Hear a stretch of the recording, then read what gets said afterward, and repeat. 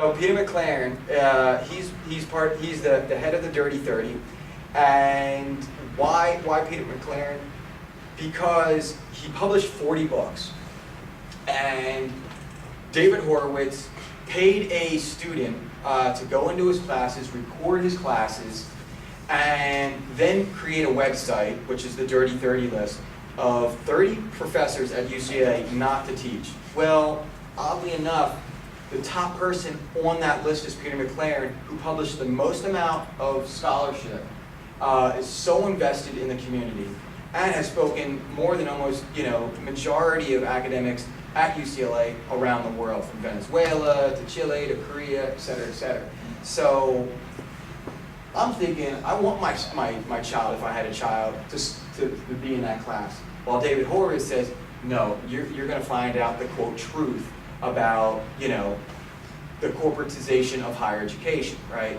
And that's what's going on. You have the corporatization of higher education, where faculty are now literally signing contracts to reshape their syllabus, to teach certain things and not teach other things, to buy certain textbooks from publishers and not buy other, the corporatization is going from ground up. Staff are being part of this. The chair of the departments, the deans of the departments, the buildings are now being part of, not, instead of being named after wonderful faculty, they're being named after corporations, right? And a few industries that we see that are being intertwined in the academic industrial complex are the pharmaceutical industrial complex. We see this in the hard sciences of animal testing.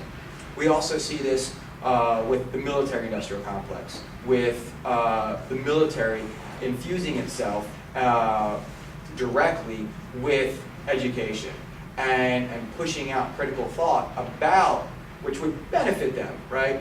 Benefit their relations and negotiations and mediations globally. But they're pushing that critical thought out, which they need.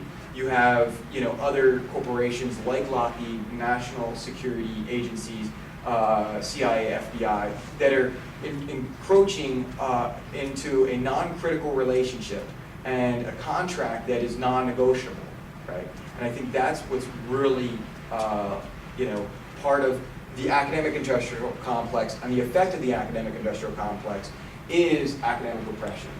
So that's a little bit about the book. We can have a little bit of Q&A, and probably this panel will close up a little quicker than others.